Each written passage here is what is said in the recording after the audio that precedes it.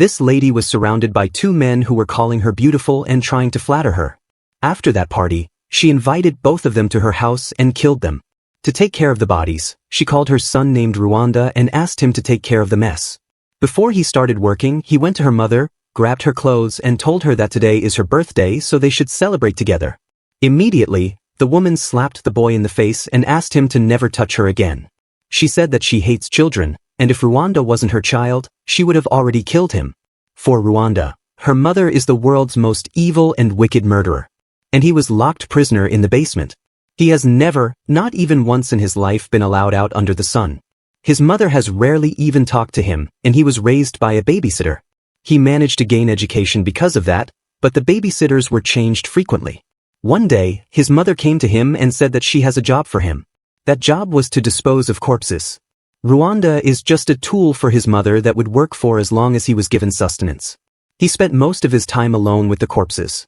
This sums up his everyday life. Right then he heard a gunshot from the first floor. Rwanda slowly went up to see what was going on.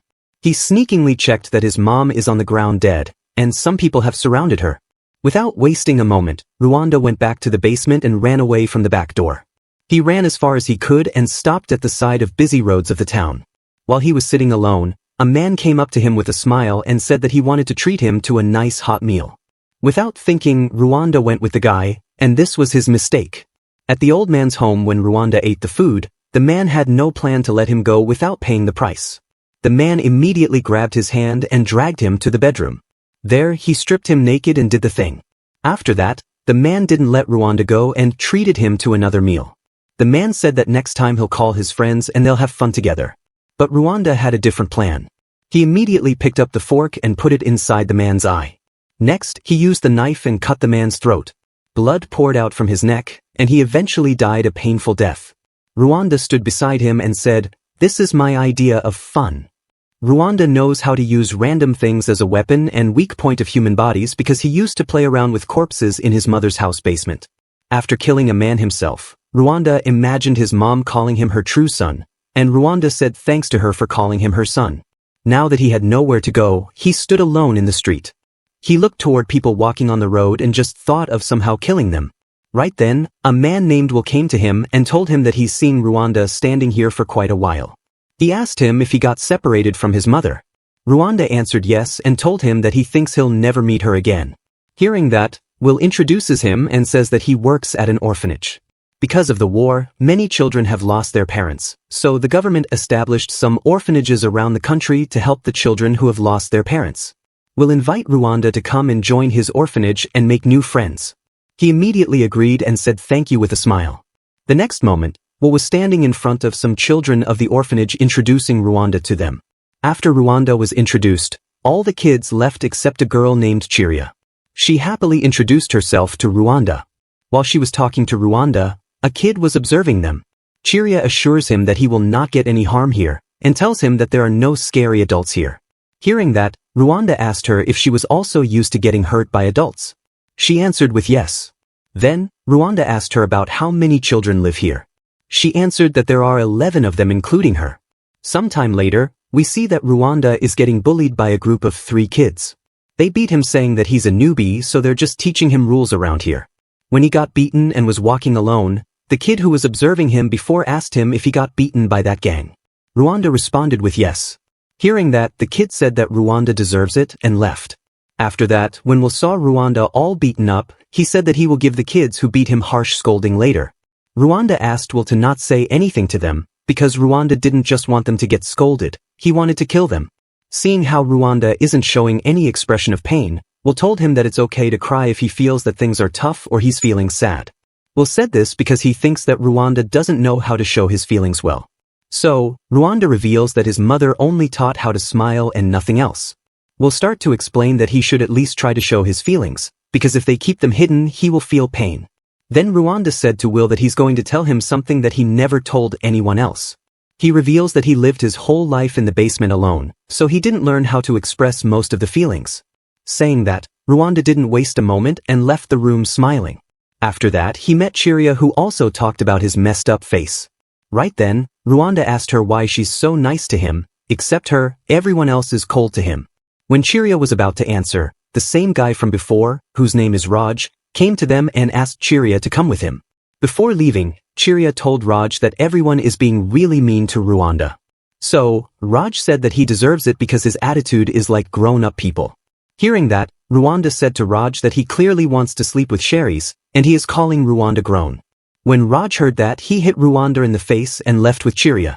While sleeping at night, he was feeling bored because he hadn't felt the thrill of killing someone for a while. Next day when Rwanda met Will, he pointed at the building on the side of the orphanage and asked him if someone was using that building. Will answered that no one is using that building because there aren't many kids in the orphanage and they are also low on staff, so they have no need to open that building for now. Hearing that, Rwanda immediately went to the kid who bullies him while hiding a knife behind his back. Without thinking for a moment, Rwanda slit the throat of the kid. Rwanda stood in front of him like a maniac and said, "This is it. This is the only thing that stimulates me." The next day, orphanage staff noticed that a kid named Billy was missing and everyone was trying to find him.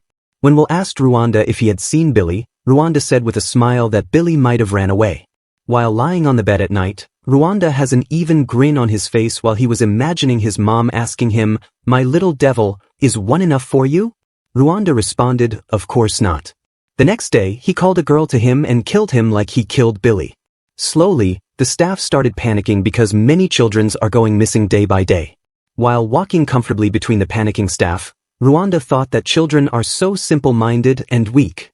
Killing them feels like killing an ant or a little bird. After some days, Rwanda's dead kid collection has grown to 9. Only kids that are left are himself, Chirya, and Raj. Staff of the orphanage are now trying to call the police and also started patrolling outside the orphanage at night. When Rwanda was standing alone minding his own business, Raj came to him and said that he's the culprit. Raj said that Chirya told him she saw the shadow of someone on the other side of the fence at night. And when she went to tell Rwanda, he wasn't in his room or anywhere in the orphanage. Hearing that, Rwanda went to Chirya and asked him if she really suspects him. She got scared and said that she knows everything. Right then, Rwanda revealed that he knows that Chirya is the criminal. She's not an orphan. She set fire on her own home and killed her own family. When she asked him how he knew, Rwanda said that his good friend, Will, told him. Chirya started crying saying that she had no choice. To comfort her, Rwanda came close to her and said that he and Chirya are really similar. He said that he can help her soothe the wounds on her heart. In return, she had to lend him her strength. Right then, Raj barged into the room and saw Chirya and Rwanda hugging each other. Seeing that, he didn't talk to Chirya but went to Will. He told Will that Rwanda is the culprit. When Will refused to believe it, Raj told him to check the abandoned building on the other side of the fence. Will immediately came out of the room to go check the building, but when he came out, Rwanda was standing outside. Will didn't talk to him and just left. When Raj was also about to leave, Rwanda grabbed his hand and said that it's time for lunch. Rwanda smiled and said that today's menu was filled with poison. Seeing the completely stunned Raj, Rwanda started laughing maniacally, and on the other hand, all the workers who ate the lunch were dead. In the meantime, Raj has finally reached the building, and when he entered, he saw 9 dead kids on the floor. While Will was already in shock seeing dead kids, Raj came outside shouting that Rwanda is a demon. Before he could explain what happened, an explosion happened in the orphanage. Right then, Chirya came running to Raj asking him to run away because Rwanda is trying to kill them. Hearing her, Raj thinks of Will who is inside the building, but in the end decides to leave with Chirya. While Will was really sad sitting near the window, Rwanda came to him and asked him, "Were you surprised?" He revealed that Chirya was the one who set the fire in the orphanage. Will immediately got up and asked him if he's the one who killed the children. Rwanda said yes and pulled out a gun. Without wasting a moment, Rwanda shot him in the leg. When he was about to stab him with the knife, Will punched him and threw him away. Before Rwanda was about to get up, Will appeared in front of him. But instead of punishing Rwanda, he hugged him and said that he'll always be his ally. Will cried and started using talk no jutsu on Rwanda to turn him into a good guy. But Rwanda didn't care. He stabbed him with the knife and left the place saying bye-bye to Will. After a time skip, we see Rwanda's friend come to his home. Rwanda's friends took out a necklace and said that this is his treasure. On that necklace, the boy's mom's photo was imprinted. Seeing that, Rwanda decided to reveal his treasure to his new friend. When the cloth was removed, it was revealed that in the closet, there are different parts of the human body sealed properly in transparent boxes. Before Rwanda could say anything, his friend panicked and ran away. But before he could go out, the owner of the house shot the kid and killed him. Rwanda called his lady aunt Slive. She asked him about the kid that she just killed and asked Rwanda who let him in.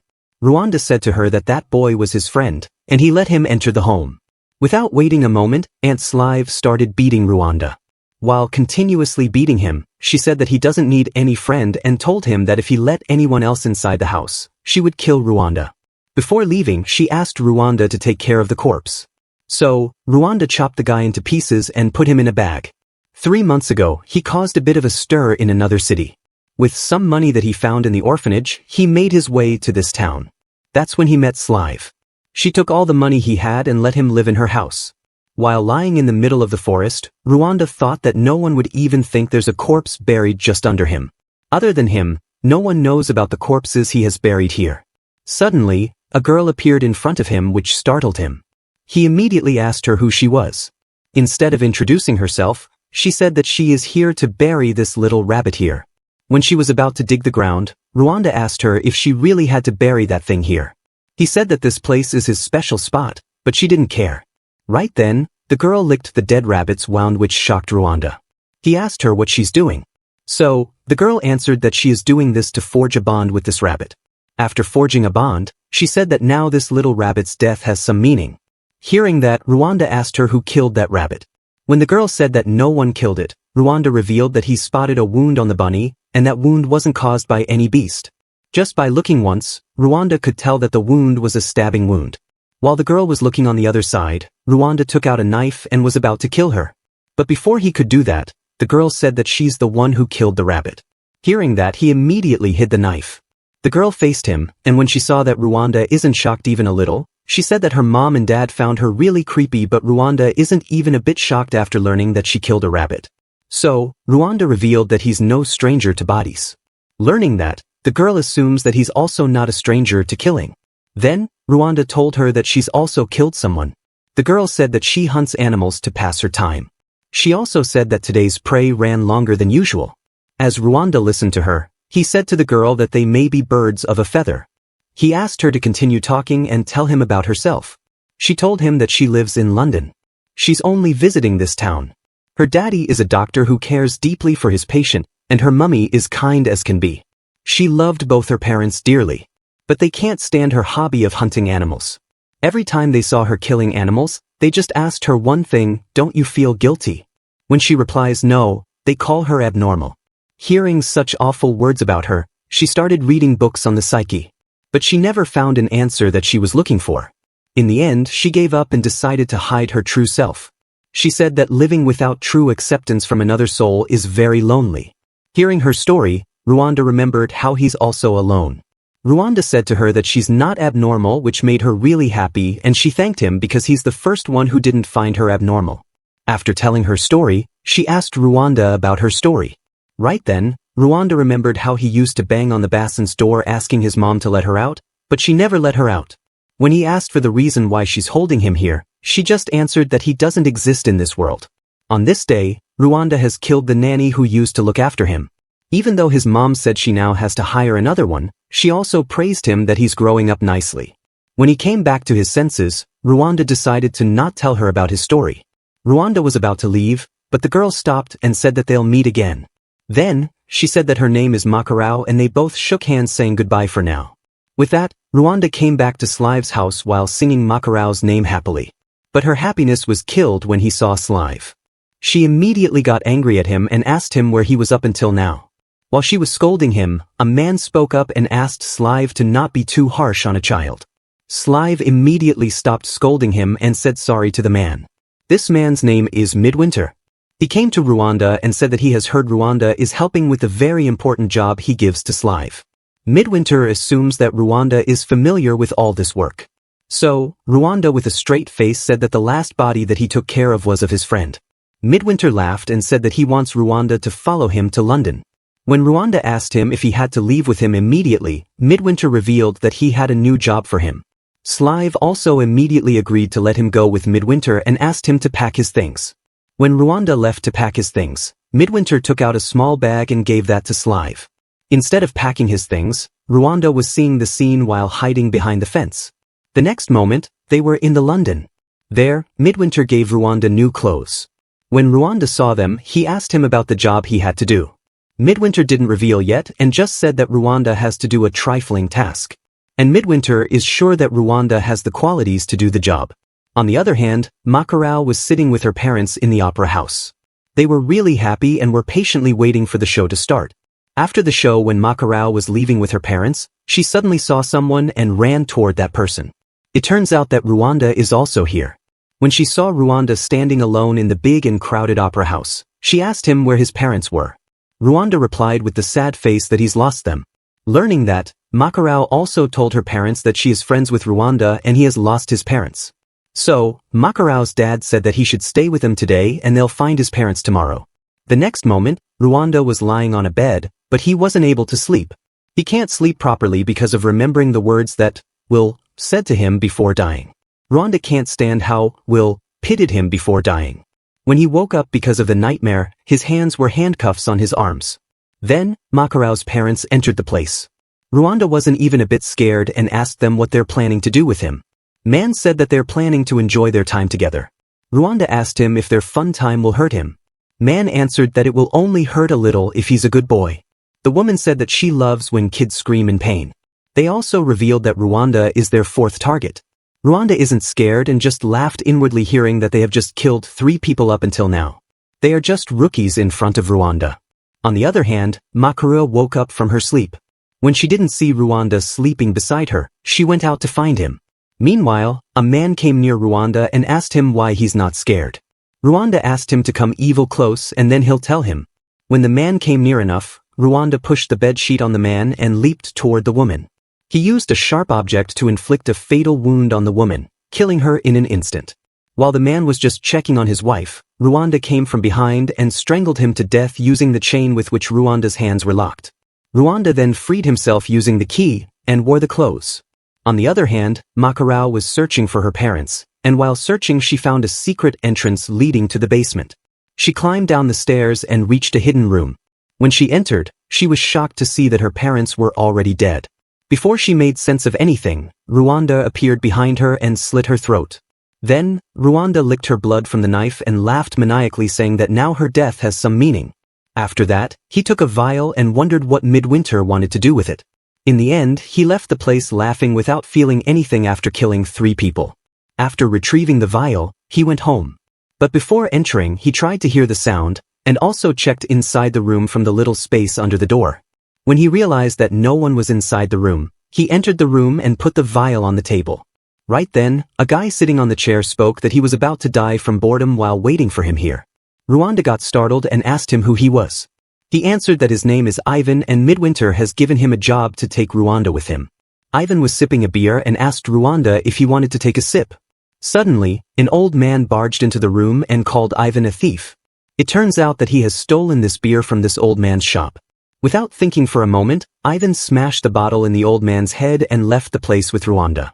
After some running when they stopped, Ivan showed that he had even stolen many things from people who were walking on the street while running with Rwanda. Because Ivan was so happy looking at the money that he just stole, Rwanda said to Ivan that he looks like someone who really needs money. So, Ivan shouts that he's not that rich now, but he'll become the richest man in the future. Then, he asked Rwanda if he didn't join their line of work to make money just like him. Rwanda said that he doesn't know about money, as he's just got dragged into this. Ivan didn't bother, he just said that he got paid to let Rwanda tag along with him. He said that even if he doesn't need money, for Ivan, money is everything. Then he grabbed Rwanda's hand and asked him to follow him. But Rwanda refused, saying that he can't stand people like Ivan. Hearing that, Ivan laughed and revealed his both hands. On one hand he is holding a vial that Rwanda just stole, and on the other hand he is holding Rwanda's knife. Seeing that, Rwanda glares at him asking to give him his things back. So, Ivan dropped the knife on the ground and asked him to pick it up. When he knelt down to pick it, Ivan kicked him in the face and threw him in the lake.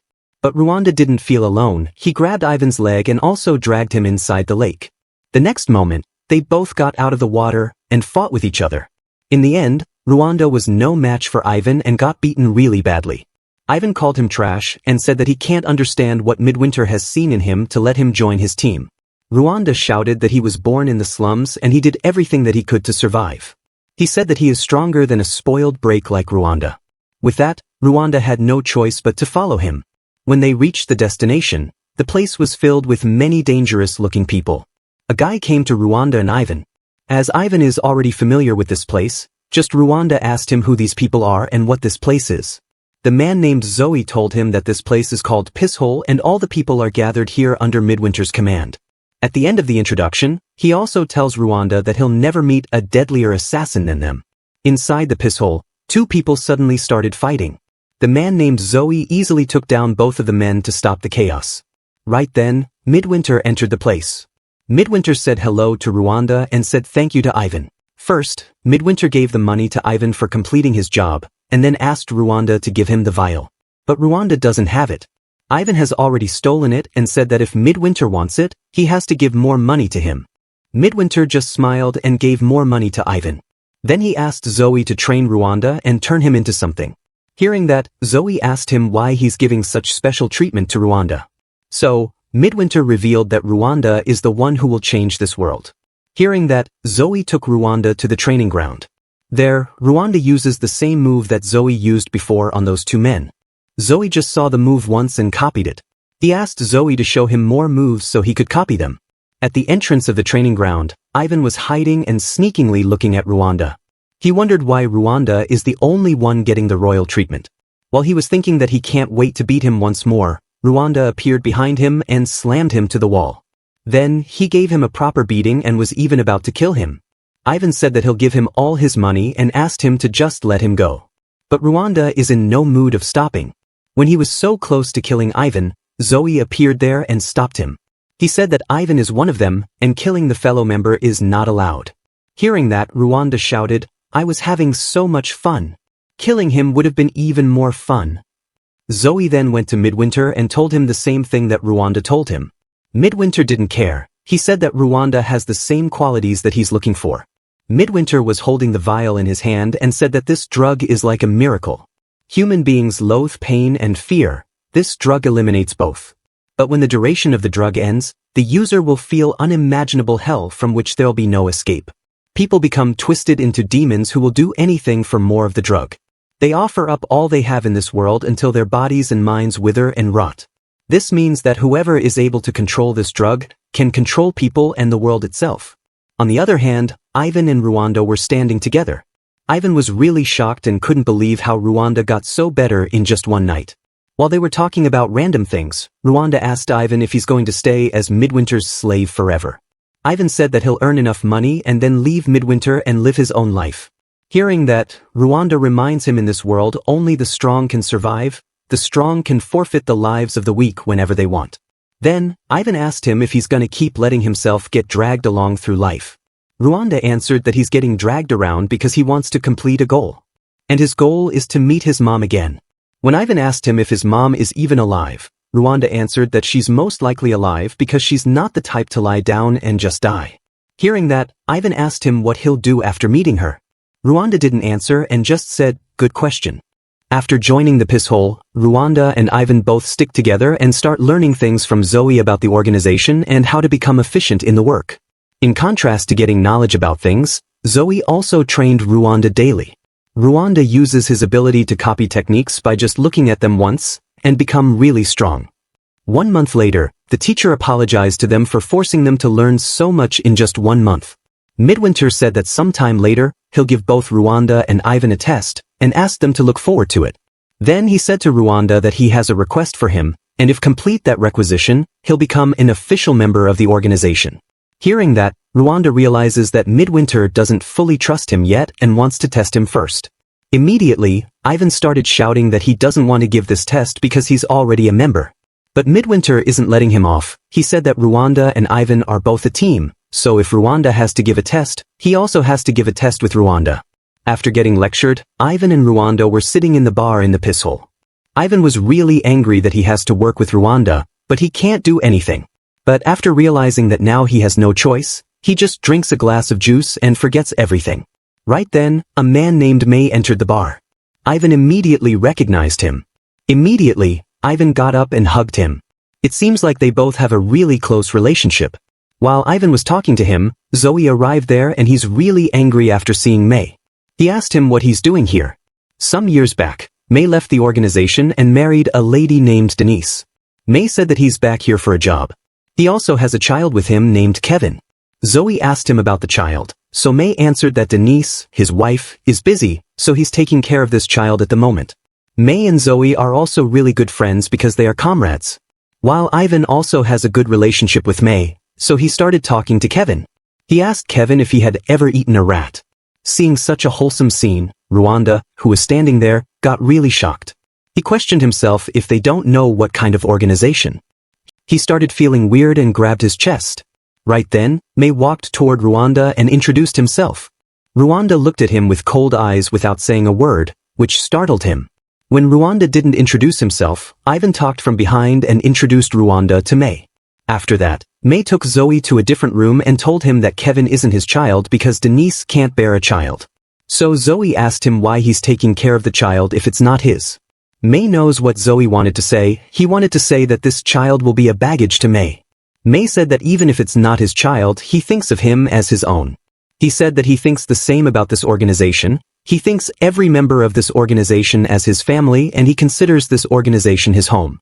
Then, May decided to meet the head. When he used to work here some years ago, the boss's name was Bacchus. He asked Zoe if Bacchus is still the boss here. Zoe answered that right after May left, the boss changed. The new boss's name is Midwinter. Hearing that, May asked what happened to Bacchus. Because he's not someone who'll let someone else become the boss of the organization so easily. Zoe then revealed that Bacchus is dead. May couldn't believe it and asked Zoe to not joke with him. Zoe walked away saying that he never joked with him, and said that Midwinter isn't here for now, so he should meet him later when he comes back. May still can't get over it. He started remembering the time he spent with Bacchus. Before he could remember more, Kevin woke him up from his memories. He immediately started wondering what kind of man Midwinter could be. Outside the room, Rwanda has heard everything and after seeing May walking away, he smiled. At night, Zoe met an old man and got some information from him. Zoe handed over a paper to the old man, and left saying that he's counting on him, and asked the old man to tell him any new information he found. On the other hand, while Ivan was sleeping, Rwanda was sitting thinking about something. Both May and Kevin made him sick. He can't understand why they say things like organization is their family and blah blah. Rwanda decided to get rid of them. He took out a knife and went out thinking that he'll erase anyone who'll get in his way. First, he checked one room and couldn't find them. After some walking, he was eventually able to find May's room. He entered the room holding a knife, and without making any noise. Standing near Kevin, he wondered what kind of face May make if lose someone important to him. He launches his knife toward Kevin to kill him. But at that moment, May woke up and immediately stopped Rwanda. He punched Rwanda in the stomach and both started fighting. In the end, Rwanda was no match for a veteran and was easily pinned down by May. He angrily asked him why he was aiming for Kevin and asked him what he's planning to do. Rwanda didn't answer, which made him really angry. May shouted with full force asking what he was planning to do. The voice was so loud that even Ivan woke up, sleeping peacefully in his room. Rwanda couldn't answer the question and started crying. He said that for some reason, when he saw Kevin and May together, his chest got all right. Rwanda immediately apologized and May let him go. May asked to hurry and went back to his bed. He warns him that if do this again, he'll not be able to get off easily. With that, Rwanda left the room. It turns out that all that crying was just acting and he immediately started smiling after leaving the room. He called May naive and repeated the same thing that May said. As May said to him that he'll not be able to get off so easily next time, Rwanda said that it's his line. He said that next time, he'll target May instead of Kevin. After some days when Midwinter returned to the organization, Rwanda was called by Midwinter into his office. He asked Rwanda if he got in a fight with May. Rwanda just brushed it off saying that it was just a small dispute. Midwinter said that he can overlook small disputes, but it will be a different story if Rwanda was really going for the kill. Rwanda asked him if he really thinks that he'll kill May. Without thinking, Midwinter said that he does. Midwinter just expected that he'll kill May, but after seeing Rwanda's reaction, he's sure that something will happen in the future. He looked toward Rwanda and said that he looks like he wants to say something. So, Rwanda started talking. He said that he's really disappointed in this organization. He said that he heard this organization was for assassins, but he just saw a bunch of thugs playing house. That's why he's really disappointed. Hearing that, Midwinter asked him what kind of organization Rwanda wants to see. Rwanda answered that he wants a place where he can freely do whatever he wants. A place where any kind of murder is justified. And his allies allow it regardless of who he wants to kill. Midwinter started laughing and said that he likes when Rwanda is honest. However, Midwinter said that Rwanda doesn't seem to understand what it means to be a hitman. He asked Rwanda about the difference between a hitman and a murderer. Rwanda thinks that they both are the same, they both are villains. So, Midwinter decided to explain to him how hitmans are different from murderers. Hitmen remove their targets, and only their targets, according to a contract they've established with someone. On the other hand, murderers hurt people in order to fulfill their own desires and impulses. So, as long as Rwanda is here, he has to behave as a proper hitman. Midwinter slowly got up from his chair saying that current members have been trained by their predecessors and are easy to control. Rwanda is charismatic, true. That's why Midwinter hushed much interest in him.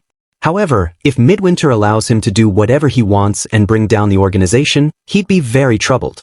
He looked down on Rwanda and said, "This organization and you are my property."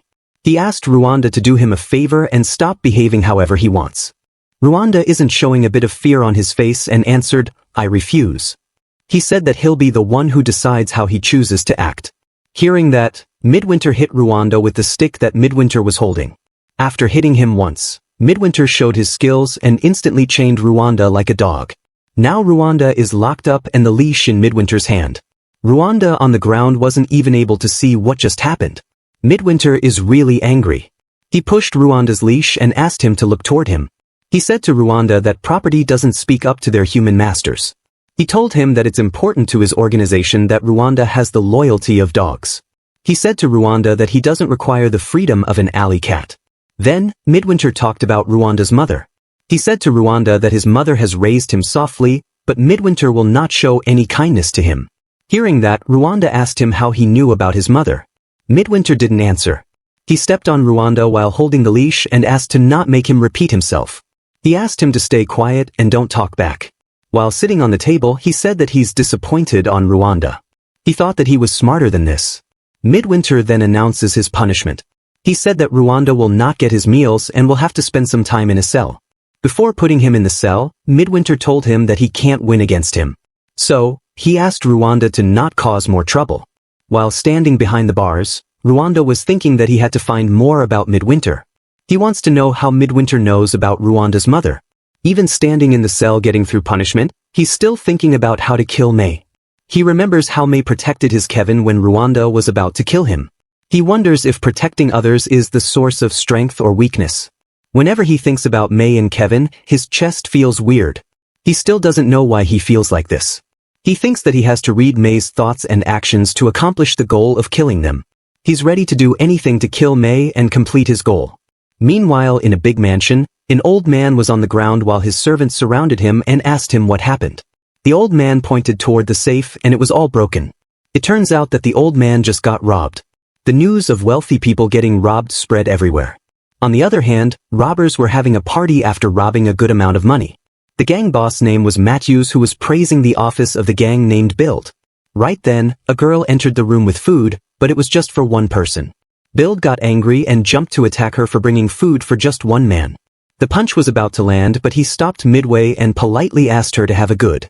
This girl's name, Miljana. On the other hand, Rwanda is free from the cell and is sitting with Ivan eating food. Right then, May also entered the bar and sat beside them. At first, Rwanda didn't talk to May and looked the other side. Seeing that, May wondered if he's acting like this for being too harsh on his last time. But suddenly, Rwanda smiled and said to May that they should get along from now on as their comrades now. While he said this, he was still thinking of killing May. Everything he's doing for now is just an act. Right then, a guy entered the bar and called all the organization members for some strategy meeting. Rwanda asked the reason for this meeting.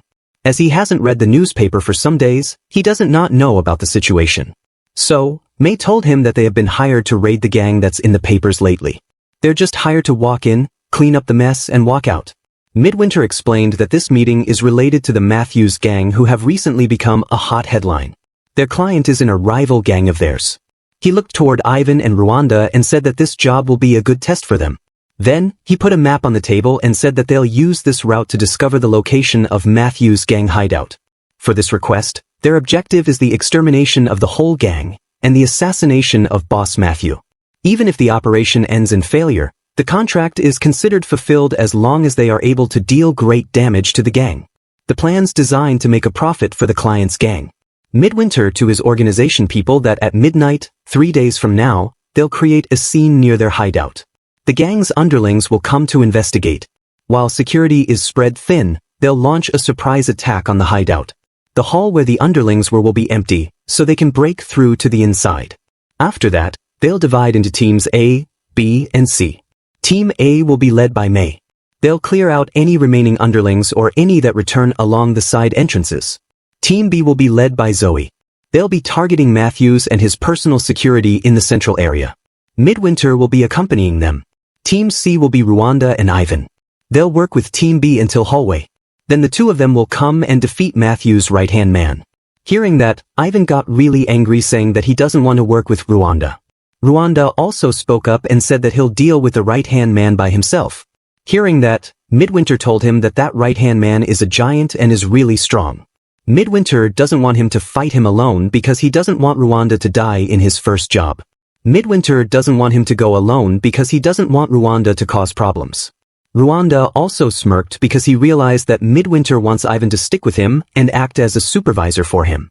So, Midwinter asked Ivan to stay with Rwanda, and to make accept that, Midwinter said that he'll increase his reward if he sticks with Rwanda. So, Ivan immediately agreed because he just wants money. Midwinter is also happy because Ivan is so easy to control. Midwinter said that they can take any loot they want from their Matthews gang's hideout, but they have to come out before dawn. After the meeting ended, Zoe went out and met the same old man. He gave the old man a paper and asked him to deliver it to Matthews' gang. Old man asked him why he's doing this. Zoe said that he's doing this because he doesn't like Midwinter and has endured enough of his rule. It turns out that Zoe is leaking the information about the mission. 3 days later, Matthews' gang's hideout was burning and all the underlings came out to see what was going on. When Bill learned about the fire, he asked his underlings to put out the fire and went away to inform the boss about what was going on. On the other hand, Midwinter and his gang have arrived at the scene to start their mission. With that, they entered the building to start their mission. May is in the lead and until now, they haven't encountered any problem. Suddenly, many people stood up, circling them. Without wasting a moment, they shot down the whole gang. Matthew was happy thinking that they had defeated the enemy. They were able to act because Zoe had already leaked Midwinter's plan. Now, Matthews is thanking Zoe who is standing in front of him. While they were thanking each other, Rwanda has already gotten up and is killing everyone one by one. He is completely fine, using a sharp knife and taking down enemies. At that moment, May also got up and attacked Matthews. It turns out that the whole gang is fine. Now, Zoe has shown in front of everyone that he's a traitor who leaked the information. May looked toward Zoe and said that he's disappointed. Like this, the situation has turned and it seems like Midwinter and his gang are close to accomplishing their mission. Midwinter reveals that he already knew about the ambush and had prepared bulletproof gear before coming here. Zoe is shocked and asks Midwinter how he knew about the ambush. No one besides Zoe knew that he leaked the information. To answer, Midwinter read the same sentence in which Zoe cursed Midwinter. Before Zoe asked him how he knew, Midwinter revealed that the old man to whom Zoe sold the information was none other than Midwinter in disguise. Right then, Matthews ran away, leaving Zoe behind. Seeing that, Midwinter asked May to chase after him. Zoe was also about to retreat, but Midwinter stopped, telling him that he'll get discipline now. While running, Matthews entered a room where Bild was eating food. Matthews immediately ordered a Bild to protect him. After ordering, Matthews ran away while May was stopped by Bild. Right at that moment, someone shot a bullet which distracted Bild and May was able to pass through. The one who shot the bullet was Ivan. He's here with Rwanda to fight against Bild. Bild also didn't chase after May and decided to take care of Ivan and Rwanda first. Rwanda isn't scared and is ready to do some killing. On the other hand, Zoe and Midwinter are having a showdown. Zoe is shooting at Midwinter, but Midwinter dodged all the bullets. Right then, he used a smoke bullet because of which smoke spread everywhere. He did this in order to run away, but Midwinter isn't letting him go anywhere.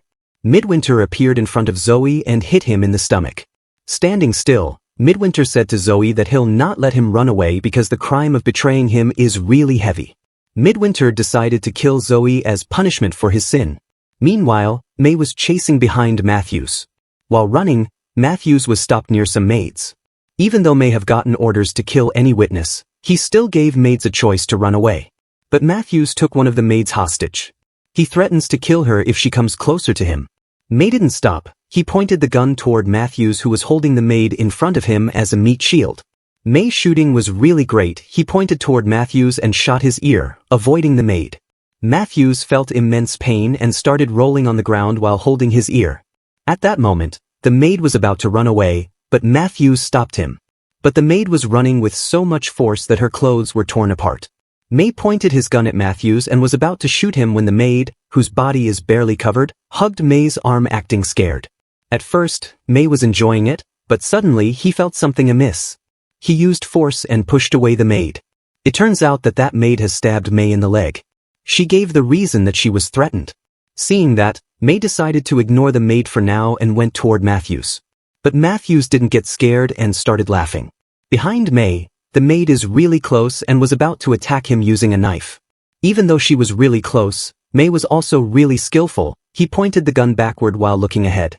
Because of this, May was about to startle the maid at the last moment to survive. May looked behind, and that previously scared maid is running skillfully at the wall. She landed in front of May and said, "I shall send you to the depths of hell." On the other hand, Rwanda was the first one who ran toward the building to attack. Rwanda was holding a really sharp knife and jumped at Build, but Build stopped the knife with just his arm. In front of the building, Rwanda looked really small. Seeing that knife stab didn't do anything to Build, Rwanda started cutting Build's arm. Build also attacked back and sent Rwanda flying with just a kick. Before Rwanda hit the wall, Ivan caught him.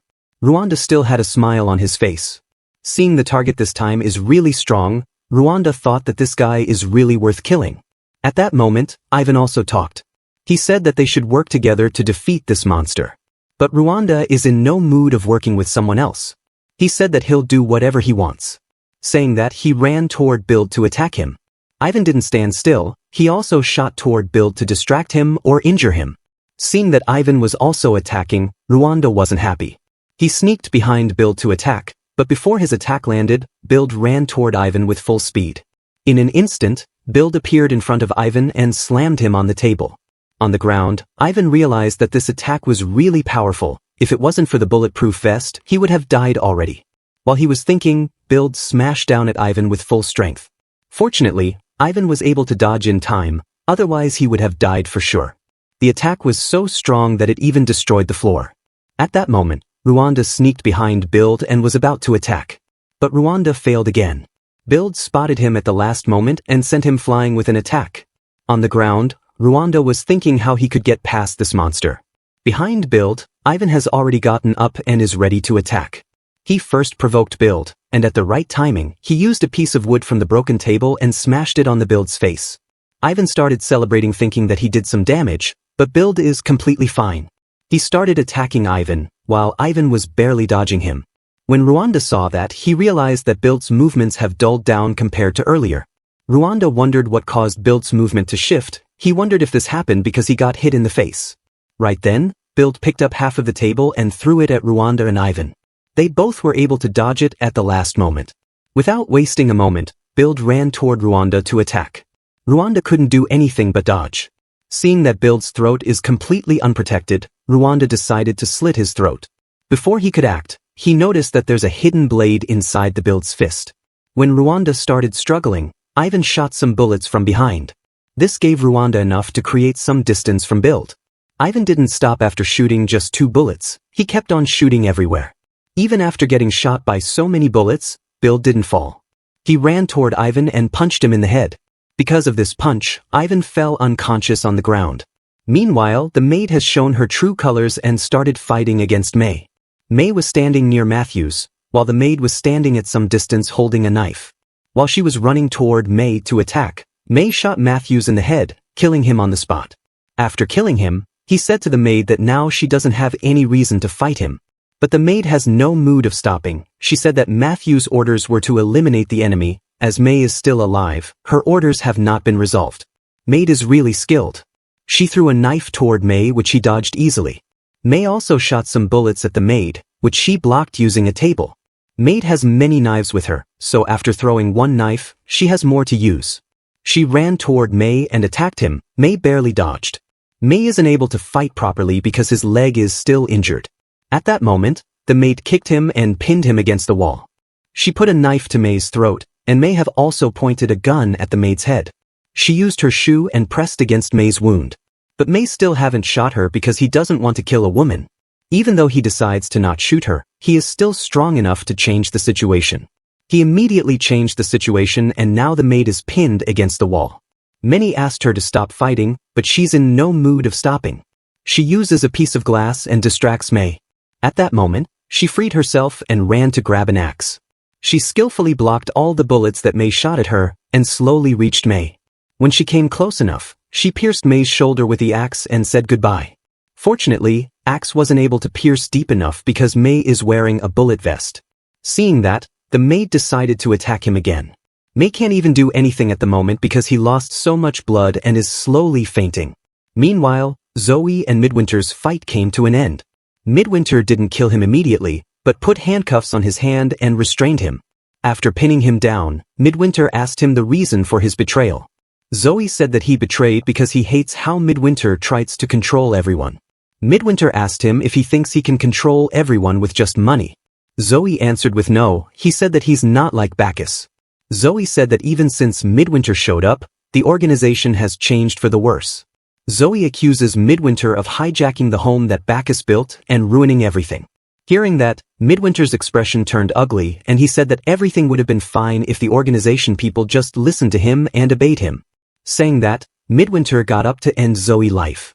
But before he was able to kill him, Zoe was able to free himself from the handcuffs and attacked Midwinter. Midwinter wasn't able to dodge this sudden attack and fell to the ground. Zoe was about to attack him again when Zoe used his stick, which is also a sword, to cut Zoe's leg. Then, he got up and tried to cut Zoe.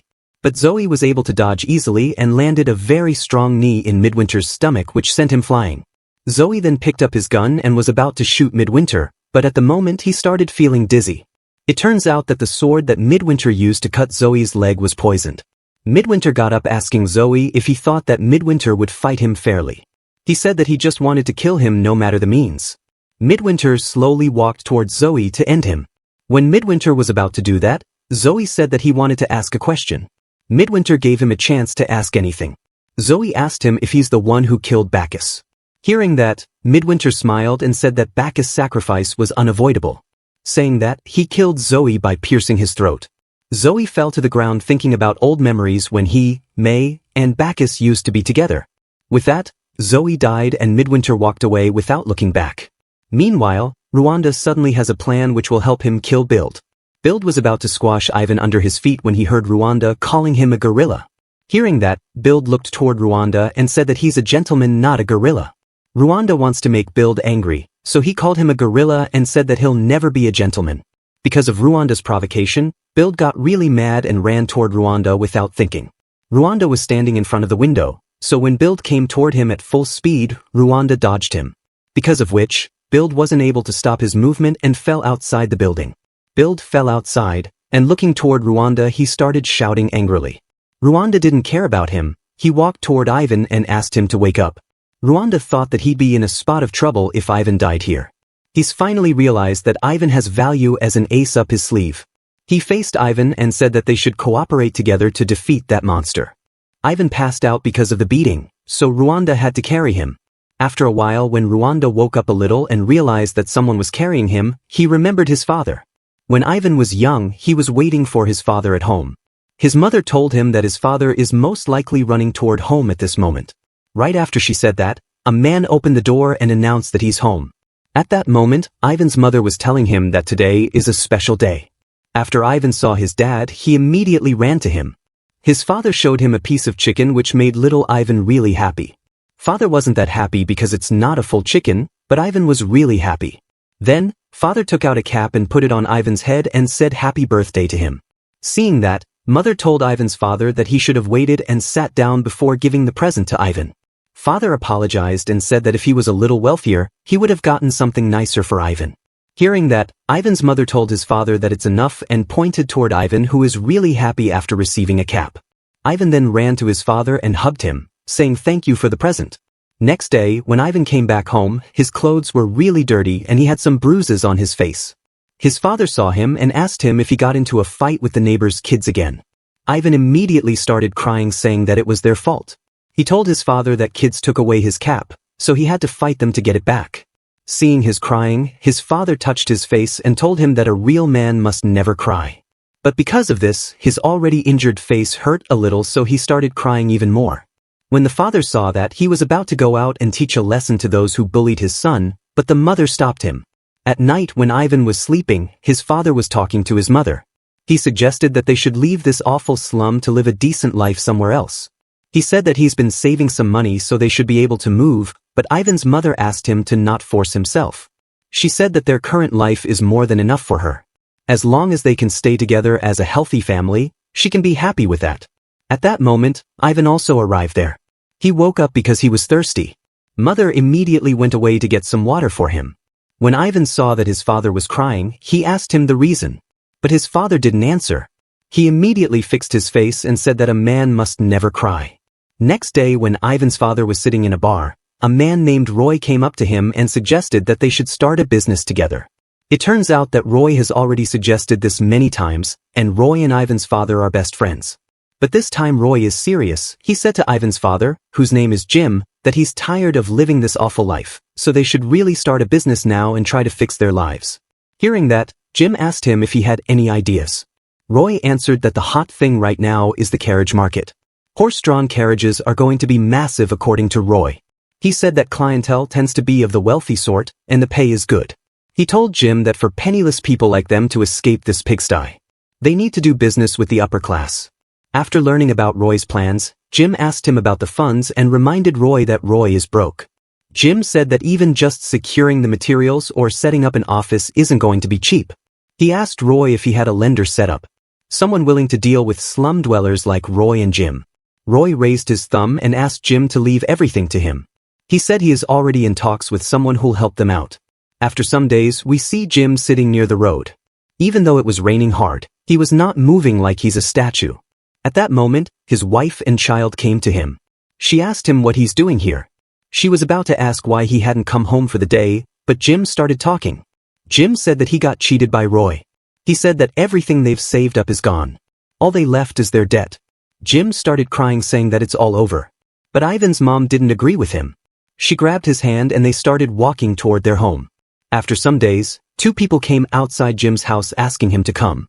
After a while, when he didn't come out, they both left saying they'll come back. Inside the house, Gene has become a drunkard. Now, Jim has so many bills to pay and he's also under a lot of debt.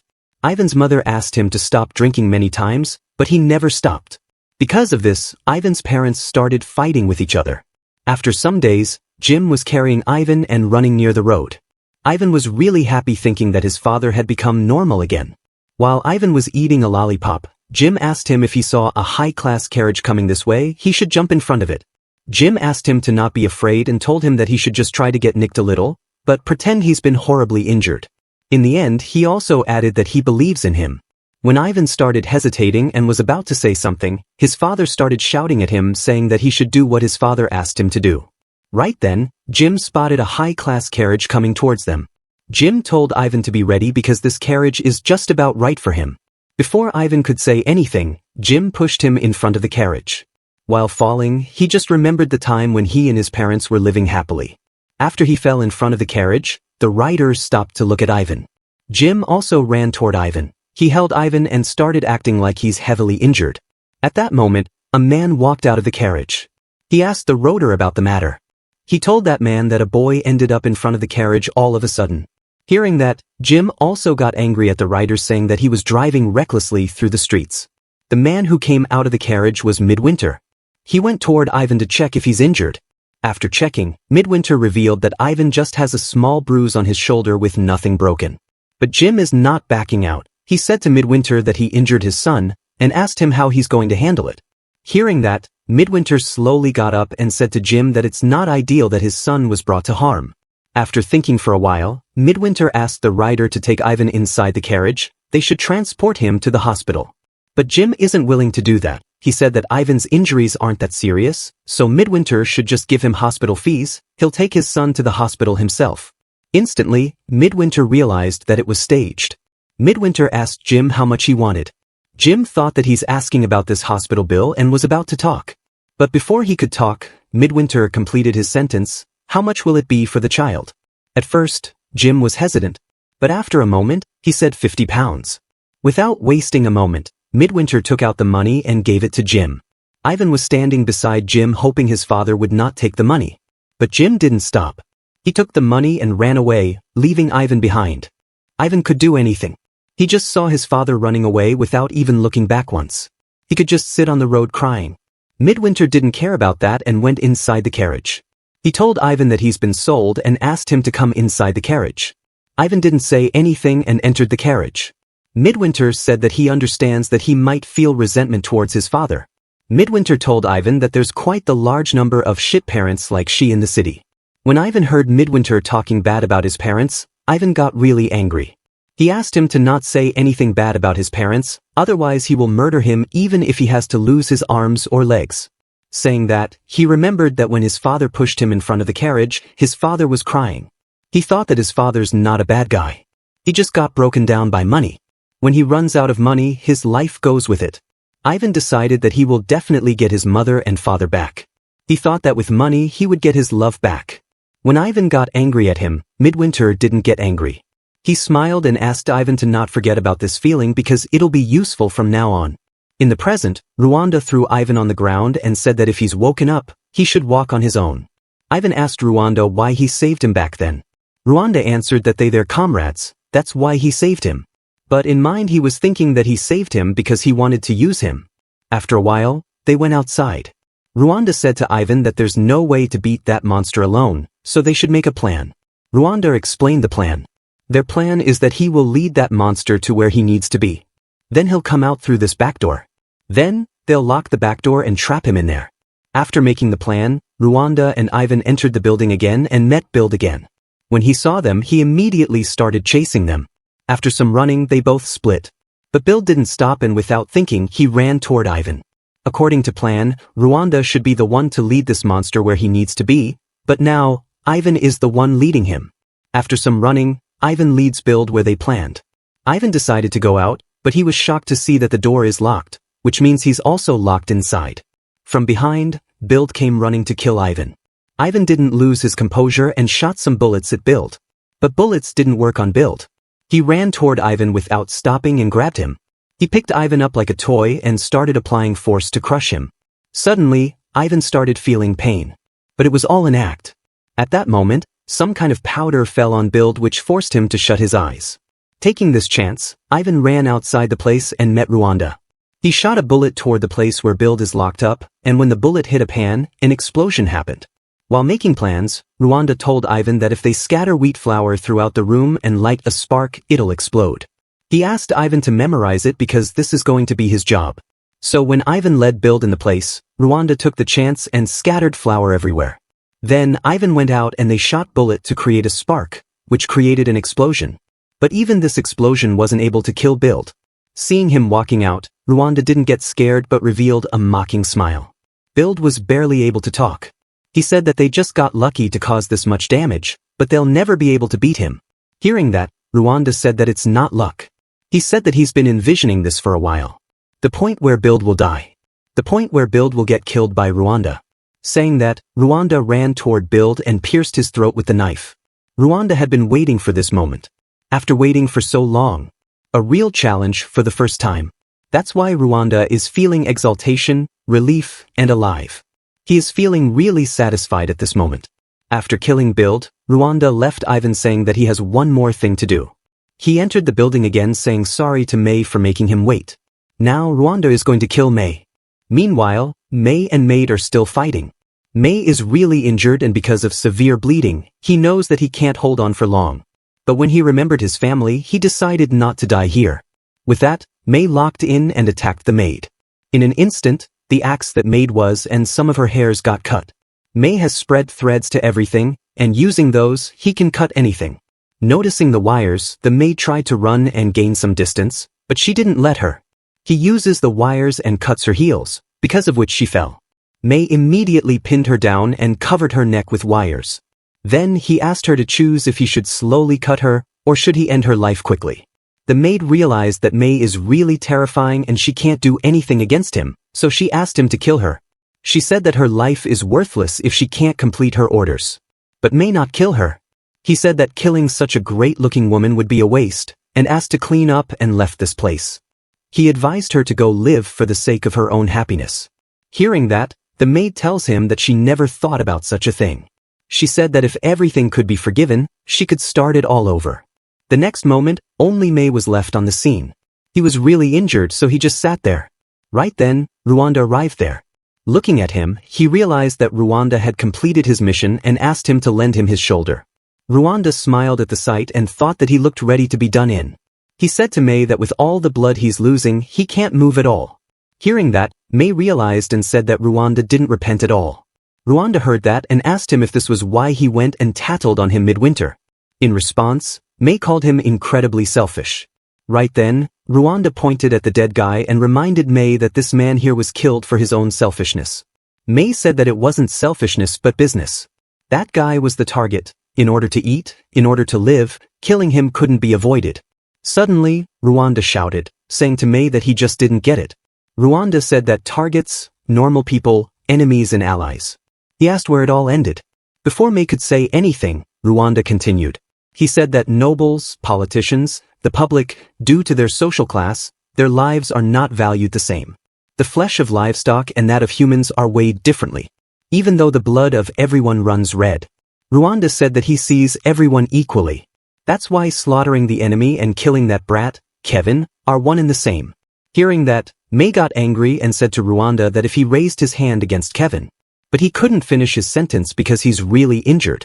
Ruanda understood what he wanted to say and asked him the reason why he got so angry when he mentioned Kevin. May was about to answer, but Ruanda stopped him and tells him that he's upset because Kevin is his family. Then, Ruanda asked him if he even understands why they're not supposed to kill others. May answered that because stealing the life of others is a sin. Hearing that, Ruanda asked him why it's a sin. Even though the way kills so many people, why is killing regular people an offense? May couldn't answer the question, so Ruanda answered himself. He said that it's because regular people don't want to be killed. Their morality is terrifying, unbearable. Those without the ability to protect themselves even though they have wealth and power, they use their money, weapons, and power to create laws. Simply for the sake of protecting their own selves, they declared killing a sin. According to Ruanda, this is all there's to it. As Ruanda stopped talking, May tells him that if he thinks that's all there is, then he's missing a crucial part, and that's love. He said that sins are for the sake of protecting one's comrades, family, and those close to him. May tells him that he'll understand someday when he'll have people he loves and wants to protect. Hearing that, Ruanda started laughing. He said that there's no comfort in something like love. Up to now and from here on out. Suddenly, Ruanda grabbed May's head and said that he keeps babbling about love, about family, and Ruanda mentions to him that he still wonders why he ends up losing like this. Right then, May's tone shifts and tells Ruanda that it's enough. Ruanda quickly backed up realizing that May's expressions changed. May said to him that if he's lonely he should just be honest and say it. May tells him that every time he kills someone, it widens the gap in his heart, and in order to fill that hole, he kills again just to feel temporary pleasure. May said to him that he's unable to escape from that cycle. But he can't go on forever like this either. It's precisely because Ruanda wants to fill up that hole in his heart. He struggles against anyone who tries to understand him. Saying all that, May asks him if he's correct. Instead of answering, Ruanda looked at May's face and smiled, remembering that he's making the same face as Will. Ruanda tells him that when he makes that kind of face, it makes him want to turn him into minced meat. He asked May if he's done making claims. Then, Ruanda decided to make a contract with May. If May lets Ruanda kill him, Ruanda will not lay a single hand on Kevin. Ruanda tells him that if he loves Kevin so much, he should put his life on the line and show some proof. Besides, Ruanda doesn't really make promises to other people. But he will keep his promise to May. Ruanda said that and thought that no matter how much pretending talk May spout, ultimately, people care about themselves the most. Ruanda is standing, waiting for May to beg for his life and show his true character. But contrary to Ruanda's expectation, May made his decision to put his life on the line to protect his family. Without wasting a second, Ruanda held his knife tightly and thrust it toward May to end him. At that moment, May closed his eyes and said, "Kevin, I love you." Hearing that, Ruanda suddenly stopped and his eyes got filled with tears. With that, Ruanda left the place without killing May. After the mission completed, everyone left the place and Midwinter called the cleanup squad.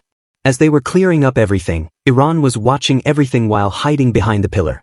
He was just noticing a guy when Midwinter appeared behind him and scared him. He asked Ivan to leave the place immediately. After that, Midwinter also left the place and entered a carriage where a woman was already sitting. Midwinter asked her about the director, and she answered that the director isn't able to leave the hospital currently.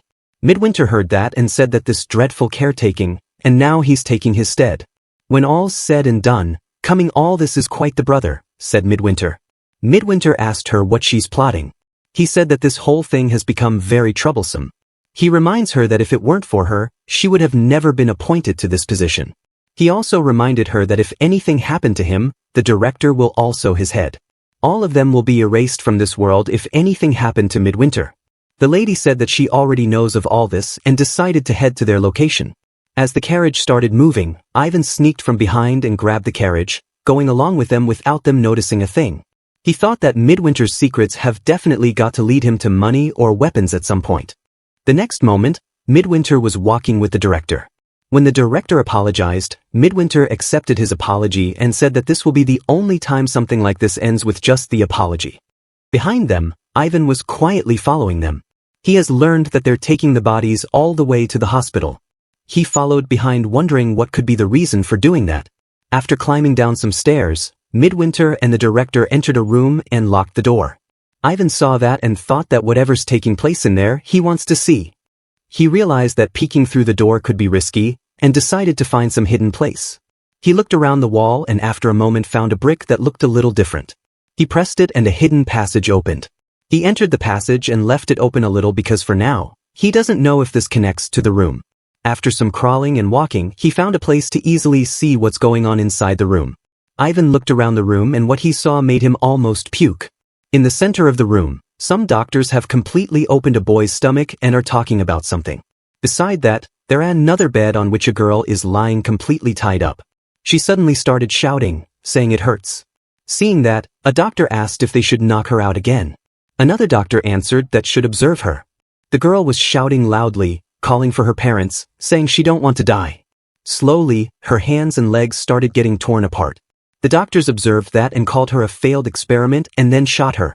Ivan, who was sneakingly watching everything, couldn't keep up with what was going on. He realized that this is dangerous and accidentally put his hand on a rat that was just passing by. Because of that, Ivan let out a loud shout which Midwinter heard. Without wasting a moment, Ivan ran outside the building. His head started hurting, remembering what happened to that boy and girl.